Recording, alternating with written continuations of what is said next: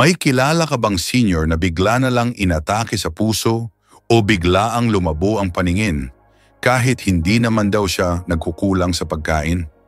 Marami sa kanila, araw-araw may mani sa bulsa o sa lamesa.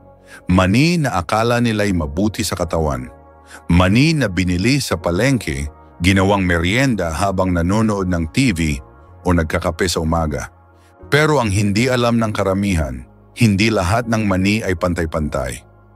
May mga uri ng mani na talagang nagpapalakas ng buto, utak at puso. Pero may mga mani rin na tahimik palang nagpapalala ng alta presyon, diabetes at problema sa bato. Hindi ito biro. Ayon sa mga pag-aaral, maling pagpili ng mani ay maaaring magpataas ng tsansa ng stroke, kidney failure at cognitive decline sa mga edad 60 pataas. Ang mas masakit, yung mani na inaakala mong healthy, yun pa ang unti-unting sumisira sa loob ng katawan mo. Walang sintomas sa una, pero sa likod ng bawat kagat may naiiwang epekto. Kaya sa video na ito, idinetalye natin ang 4 na uri ng mani na dapat mong idagdag sa iyong araw-araw para sa malakas na katawan. At pagkatapos, ibubunyag din natin ang 4 na uri ng mani na dapat mong tigilan kaagad, lalo na kung may iniindang alta presyon, sakit sa bato o mataas na asukal sa dugo. At habang pinapanood mo ito, gusto kitang tanungin, anong uri ng mani ang madalas mong kainin? Almond, kasoy, peanut, o may paborito kang laging binibili sa palengke? Isulat mo sa comments ngayon pa lang at tingnan natin kung kasama ito sa mga dapat kainin o dapat tigilan. Dahil sa huli, ang kaalaman ang pwedeng magligtas sa iyo. Ang maling merienda, kahit maliit lang, pwedeng magdulot ng malalaking pinsala sa katawan mo. Kung handa ka ng malaman ang totoo sa likod ng maliliit na mani, simulan na natin. Isang mani, walnut, utak, memorya, atensyon. Kilala si Lolo Gregorio sa kanilang barangay bilang isa sa mga pinakamasigasig mag-ehersisyo kahit siya'y 72 anyos na. Araw-araw siyang naglalakad sa plaza, nagbabasa ng dyaryo at nakikipagkwentuhan. Pero nitong mga nakaraang buwan, napansin niyang palagi siyang nakakalimot. Naiiwan ang kalan, nawawala ang cellphone at minsan hindi niya maalala ang pangalan ng kanyang apo. Kaya sa payo ng kaniyang doktor, sinubukan niyang idagdag ang walnut sa kanyang pagkain araw-araw. Ayon sa Journal of Nutrition, ang mga senior na kumakain ng 1.5 onsa ng walnut kada araw sa loob ng 8 linggo ay nagpakita ng pagbuti sa memorya, mental flexibility at bilis ng pag-iisip. Ang walnut ay tinaguri ang superfood para sa utak. Taglay nito ang omega-3 fatty acids, lalo na ang alpha-linolenic acid, ALA, na mahalaga sa malusog na nerve cells. Habang tayo ay tumatanda, bumabagal ang komunikasyon sa pagitan ng mga selula sa utak. Ang walnut ay tumutulong palakasin ang koneksyon ng mga neuron. Mayroon din itong polyphenols at melatonin. Ang polyphenols ay lumalaban sa pamamaga at nagpoprotekta laban sa Alzheimer's at dementia. Ang melatonin naman ay tumutulong sa mas maayos na pagtulog, na kadalasang problema ng mga matatanda. Totoo, mataas sa taba ang walnut, pero ito'y mabuting taba. Monounsaturated at polyunsaturated fats na nagpapababa ng bad cholesterol at nagpapabuti ng daloy ng dugo. Ang mas magandang daloy ng dugo ay tumutulong sa mas malusog na utak. Taglay rin nito ang arginine, isang amino acid na nagpapaluwag sa mga ugat at sumusuporta sa presyon ng dugo. Sa bawat kagat, parang binubuksan mo ang daan ng oxygen patungo sa utak. Sa loob ng ilang linggo, napansin ni Lolo Gregorio ang pagbabago. Mas maayos ang tulog niya, mas alerto siya sa umaga, at mas bihira na ang mga pagkalimot. Natuwa ang kanyang pamilya hindi lang sa lakas ng katawan niya, kundi pati sa linaw ng kanyang isipan. Hindi mo kailangang uminom ng supplement para maalagaan ang utak mo. Minsan, sapat na ang isang dakot ng walnut araw-araw. Pero siguraduhing unsalted at hindi flavored ang pipiliin. Kung may pustiso ka o hirap sa pagmuya, durugin muna ito o ihalo sa lugaw. Kung nais mong manatiling malinaw ang isipan, maayos ang tulog at masigla ang katawan, baka panahon na para idagdag ang walnut sa araw-araw mong pagkain. 2 mani, almond, buto, balat, vitamina E. Kung may isang mani na pwedeng ituring na all-around defender ng katawan ng matatanda, ito'y walang iba kundi ang almond. Hindi lang ito basta paboritong merienda. Isa itong nutritional na sandata laban sa mahihinang buto, pagtanda ng balat, at bumabagal na pag-iisip. Kilala si Aling Sally, isang 66 na anyos na dating guro. Matapos ang menopause, napansin niyang unti-unti siyang nanghihina. Madalas sumakit ang likod, madaling mapagod, at tila mas madaling magkapasa kahit sa simpleng galaw. Sa isang konsultasyon, nalaman niyang nagsisimula na siyang magkaroon ng early stage na osteoporosis. Kaya't sa payo ng kanyang doktor, sinimulan niyang idagdag ang almonds sa kanyang araw-araw na routine. Ang almonds ay mayaman sa calcium at magnesium, dalawang mahalagang mineral para sa kalusugan ng buto. Ayon sa mga pag-aaral, ang regular na pagkain ng almonds ay makatutulong sa pagpigil ng bone loss at sa pagpapatibay ng mga buto. Ang magnesyo ay tumutulong din upang mas mahusay maiproseso ng katawan ng kalsyo, kaya hindi ito naiipon sa ugat kundi napupunta sa tamang lugar, sa mga buto. Pero hindi lang yan. Ang almonds ay may mataas na vitamin E content, isang antioxidant na tumutulong protektahan ang mga selula mula sa oxidative stress. Ito rin ay mahalaga sa kalusugan ng balat, lalo na sa mga senior na nakararanas ng panunuyo at pangangati. Para sa mga matatandang nais mapanatili ang kutis na hindi masyadong tumatanda, ang almonds ay natural na pangalaga mula sa loob. Bukod pa riyan, ang vitamin E ay sinusuportahan din ang brain function. Sa pagtanda, natural na bumababa ang cognitive sharpness, ngunit may mga ebidensya na nagpapakita na ang regular na pagkonsumo ng almonds ay makatutulong sa pagpapanatili ng mental clarity. Isa pa sa magandang benepisyo ng almonds ay ang kanilang fiber content. Sa bawat isang dakot ng almonds, nakakakuha ka ng humigit kumulang 3.5 gramo ng fiber, sapat para matulungan ang panunaw at makaiwas sa constipation na karaniwang reklamo ng mga matatanda. Hindi rin dapat maliitin ang epekto nito sa puso. Taglay ng almonds ang mga healthy fats na tumutulong pababain ang LDL o bad cholesterol habang pinapanatili ang HDL o good cholesterol. Ito'y mahalaga upang mapanatiling malinis ang mga ugat at maiwasan ang heart attack or stroke. Para sa mga senior na bantay sa timbang, magandang balita, ang almonds ay nakabubusog. Dahil sa kombinasyon ng protina, fiber at malusog na taba, mas matagal kang hindi magugutom. Makatutulong ito para maiwasan ang labis na pagkain sa pagitan ng mga regular na kain. Kung nais mong subukan, sapat na ang 15 hanggang 20 pirasong almonds kada araw. Piliin ang unsalted at dry roasted variants, iwasan ang may sugar coating o flavored. Kung mahirap nguyain, pwede itong ibabad sa tubig sa gabi para lumambot kinabukasan. Sa dami ng benepisyong dala ng almonds, sa balat, buto, puso at utak, masasabing ito ay isa sa pinakapraktikal at natural na paraan para manatiling malakas habang tumatanda. 3 mani, pistachio, presyon ng dugo, blood sugar, pagtunaw. Kung minsan ay tila nakakalimutan ang pistachio kapag pinag-uusapan ng healthy na mani para sa mga senior. Ngunit ang maliliit na berdeng mani na ito ay may kakayahang magbigay ng malalaking benepisyo lalo na sa mga may problema sa alta presyon, blood sugar at panunaw. Kilala si Mang Ernesto, isang 70 taong retiradong mekaniko.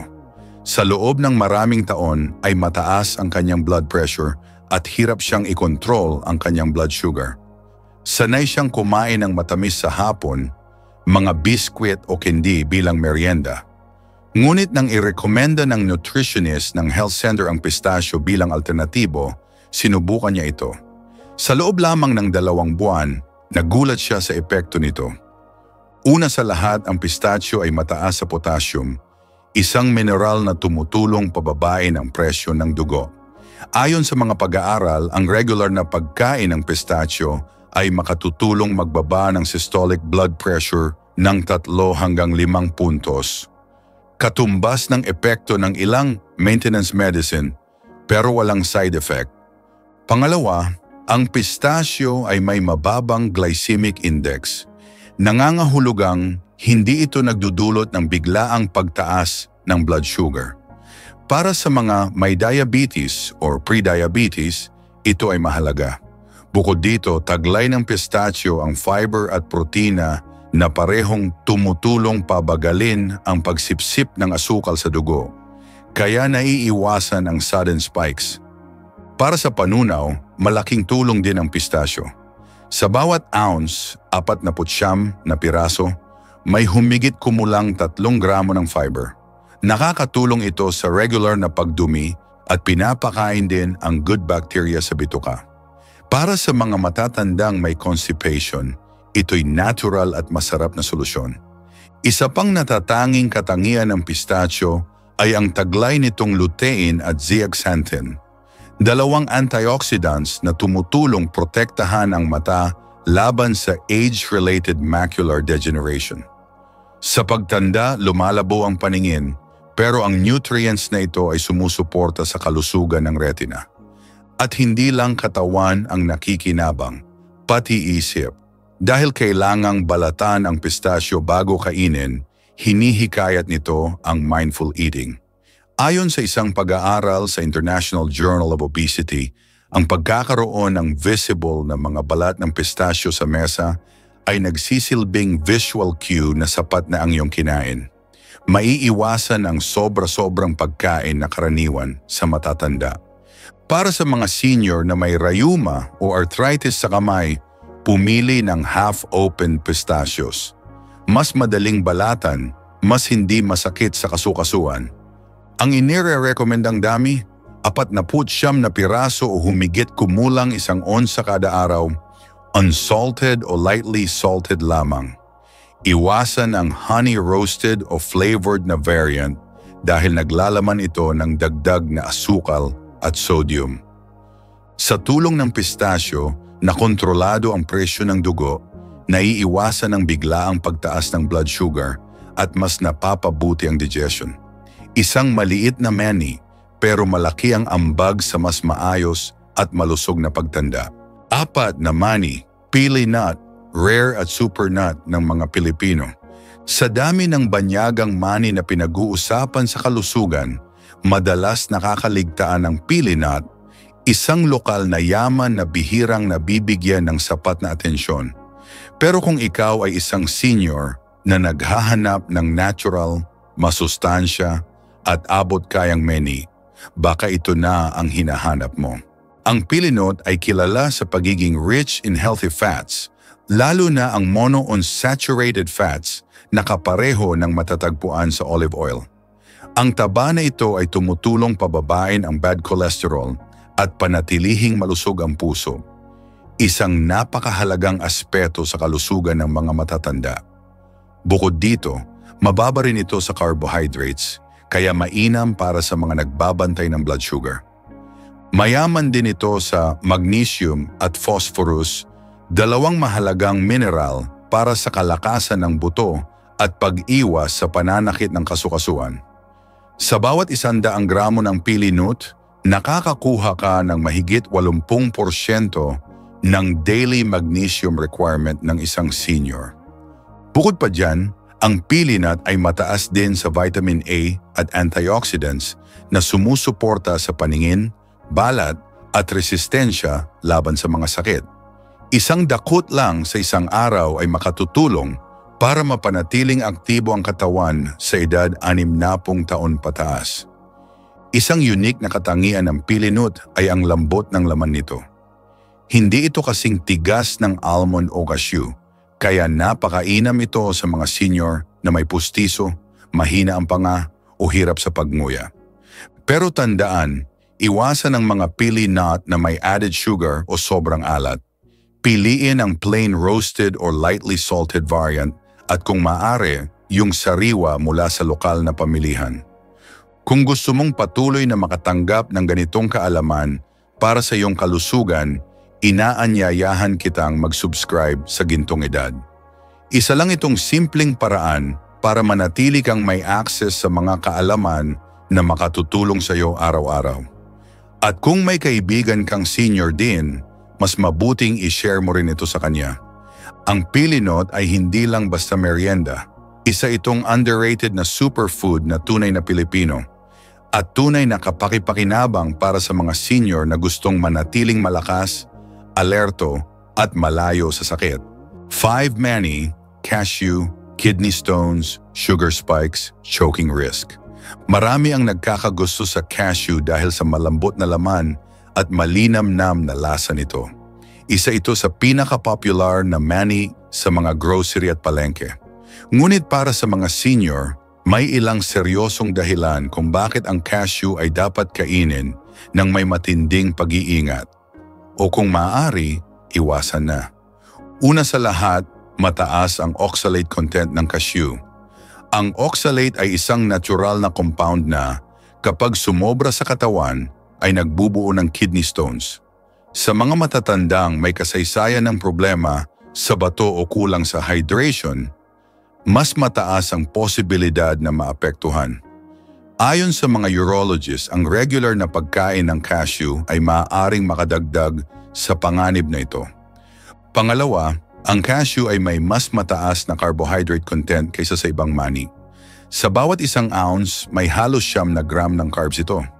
Para sa mga senior na may diabetes o pre-diabetes, ito ay may direktang epekto sa blood sugar spikes, lalo na kung hindi isinasabay sa protina o fiber-rich foods.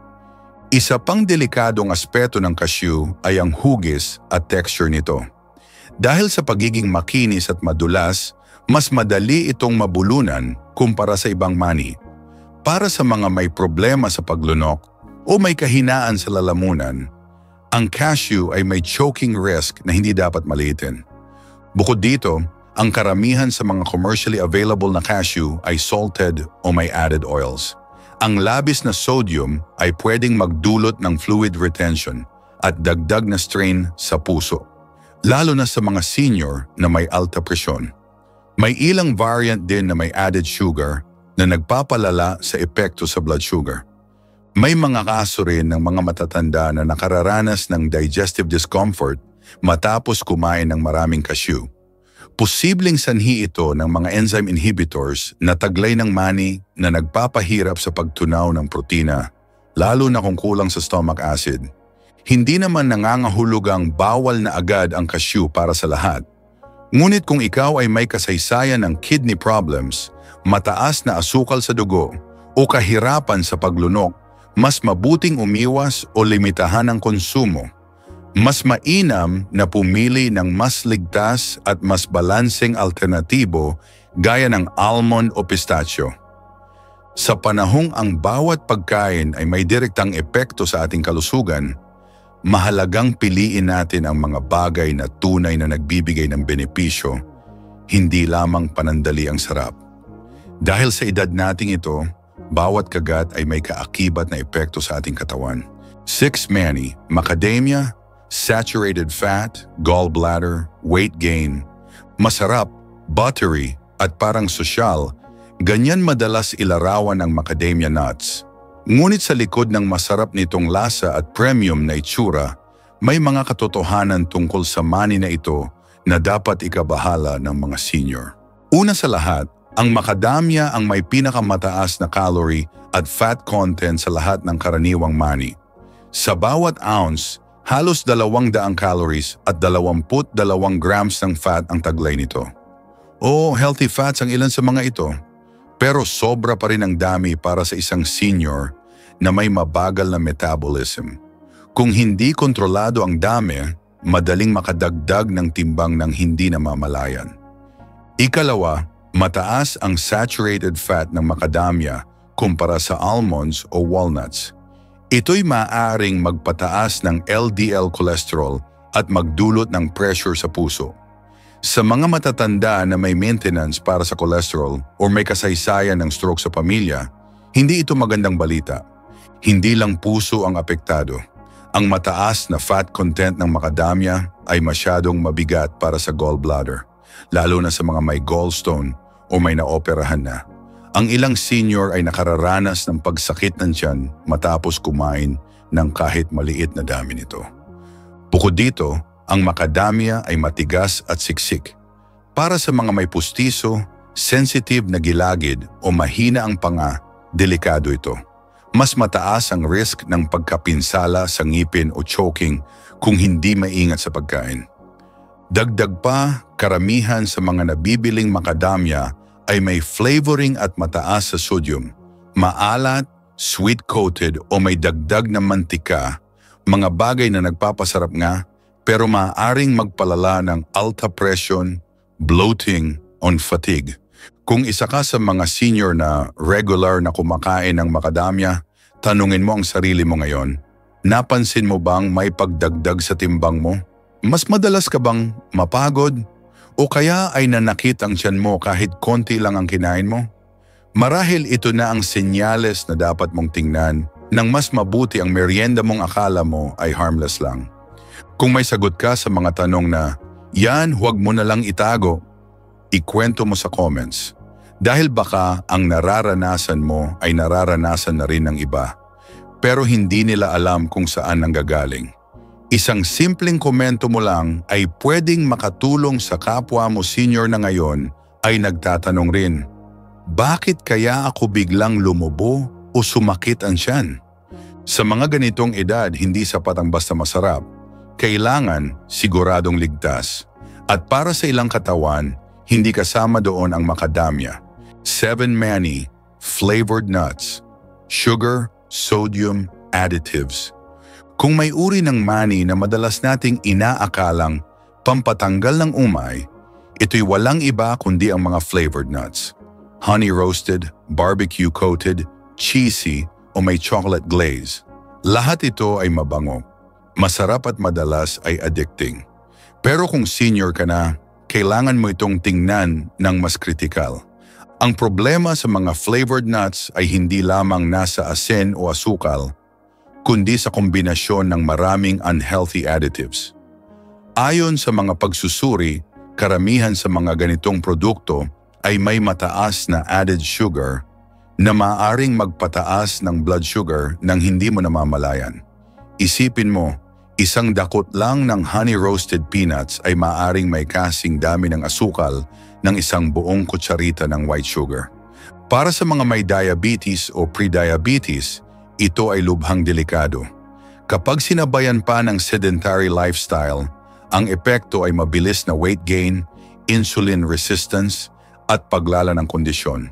Hindi ito palaging nararamdaman agad, pero ang katawan mo tahimik na naapektuhan. Hindi lang yan. Karamihan sa mga processed nuts na ito ay inihahanda gamit ang hydrogenated oils na may taglay na trans fat. Ang ganitong uri ng taba ay direktang kaugnay ng mataas na panganib ng stroke at heart disease ayon sa World Health Organization. Dagdag pa ang artificial preservatives at coloring na maaaring magdulot ng allergy, acid reflux at iba pang digestive issues, lalo na sa mas sensitibong katawan ng mga senior. Isang karaniwang kwento ang nangyari kay Tatay Renato, 69. Akala niya'y napakagandang alternatibo na ang pinalitan niya ang chichirya ng honey glazed peanuts. Pero makalipas ang ilang linggo, napansin niyang biglang tumataas ang kanyang presyon, lumalaki ang tiyan at palagi siyang hapo. Nang tingnan niya ang label, doon lang niya nalaman na ang kinagigiliwan niyang mani ay may sangkap na corn syrup, maltodextrin at sodium benzoate. Ang ganitong mga kwento ay hindi na bago.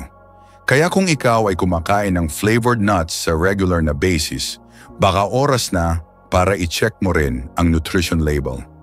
Sa tingin mo, ilang kutsaritang asukal ang nakakain mo kahapon nang hindi mo namamalayan? Sa huli, hindi lahat ng masarap ay ligtas at hindi lahat ng merienda lang naman ay inosente. Para sa kalusugan mo, mas mainam ang plain, roasted at unsalted na mga mani. Walang pa-art effect, pero may tunay na proteksyon sa katawan mo. Ahit mani, peanut, mold, aflatoxins, blood thinners risk. Sa lahat ng uri ng mani, ang peanut marahil ang pinakakaraniwan at pinakaabot kaya. Mabibili sa kanto, sa palengke, sa supermarket. Minsan ay naka-roast, minsan ay may balat pa. Pero para sa mga senior, may mga aspeto ng peanut na dapat ikonsidera bago ito gawing pang-araw-araw na merienda. Una, dapat malaman na ang peanut ay hindi tunay na mani, kundi isang legume na tumutubo sa ilalim ng lupa. Dahil dito, mas mataas ang exposure nito sa molds na pwedeng maglabas ng tinatawag na aflatoxins. Isang uri ng mycotoxin na ayon sa mga pag-aaral ay may kinalaman sa liver damage at cancer risk. Ayon sa World Health Organization, ang aflatoxins ay isa sa mga pinakadelikadong natural contaminants sa pagkain. Kapag paulit-ulit ang exposure, kahit sa maliit na dami, posibleng magdulot ito ng long-term organ stress. Lalo na kung may edad ka na at humina na ang kapasidad ng atay o bato mo para mag-detox. Bukod dito, may ilang matatanda na hindi allergic sa peanuts pero nakakaramdam ng inflammatory response kapag kumain sila nito. Minsang namamaga ang kasukasuan, sumasakit ang tiyan, o kaya ay parang laging tinatamaan ng pagod. Maaring hindi ito full allergy pero sensitibo ang katawan sa mga compounds na nasa peanut.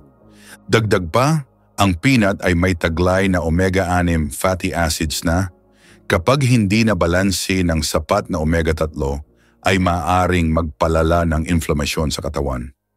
Sa mga senior na may arthritis, heart condition o diabetes, ang imbalance na ito ay maaring magdulot ng dagdag na komplikasyon.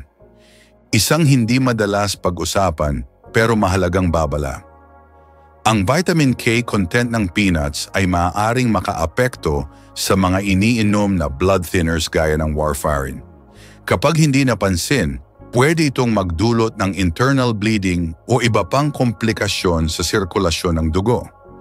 Hindi ibig sabihin ito na bawal na agad ang peanuts para sa lahat. Pero kung isa kang senior na umiinom ng maintenance na gamot para sa dugo, may fatty liver o may family history ng cancer, mas makabubuting iwasan ito o kainin lang ng paminsan-minsan at sa kontroladong dami. Sa huli, ang peanut ay hindi kasing sama ng iniisip ng iba. Pero hindi rin ito kasing simple ng murang merienda. Sa edad na lampas sa 60, ang bawat pagkain ay dapat pinag-iisipan.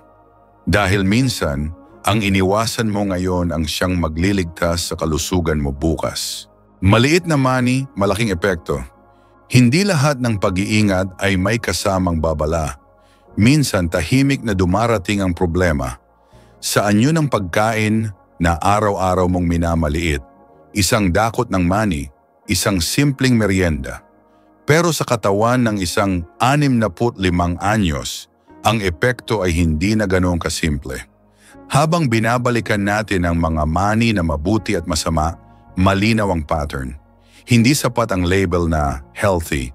Sa gintong edad, kailangan nating tanungin, para kanino, kailan, at sa anong kondisyon ng katawan, ang mga iniinom mong maintenance, ang iniindang rayuma, ang antok sa umaga, o ang pagiging constipated, baka konektado lahat sa isang bagay na di mo inaakalang may kinalaman, money. Ito na ang panahon para itama ang mga paniniwala natin noon. Walang masama sa pag-enjoy sa paboritong pagkain, pero mas masama ang pagwawalang bahala sa mga epekto nito kapag alam mo na ang katotohanan. Sa lahat ng napag-usapan natin, may isa sigurong nananatili. Ang kapangyarihan ng kaalaman. Ang kakayahang baguhin ang isang simpleng ugali, gaya ng pagpili ng mani, para sa mas malawak na layunin. Ang manatiling malusog, makalakad paakyat ng hagdan, makapagbasa ng malinaw, at makapiling ang mga mahal sa buhay ng mas matagal. Kung isa man sa mga nabanggit ang tumama sa iyo, ngayon ang tamang oras, hindi bukas, hindi kapag inatake ka na. Simulan mong ipasa ang impormasyon, sabihin mo sa mga anak mo, i-share mo sa mga kapitbahay mong mahilig sa mani. At kung may sarili kang karanasan tungkol sa paborito mong mani, mabuti man o masama, ikwento mo sa comment section. Dahil bawat komentong totoo ay may kapangyarihang magbukas ng mata ng iba. At kung naramdaman mong may natutunan ka ngayon, mag-subscribe ka sa Gintong Edad. Hindi lang para sa iyo, kundi para sa bawat taong may edad na rin, pero naghahanap pa rin ng gabay, pag-asa at direksyon sa bawat simpleng desisyong pangkalusugan. Dahil sa Gintong Edad, ang bawat pagkain ay may kasaysayan at ang bawat kaalaman ay may saysay.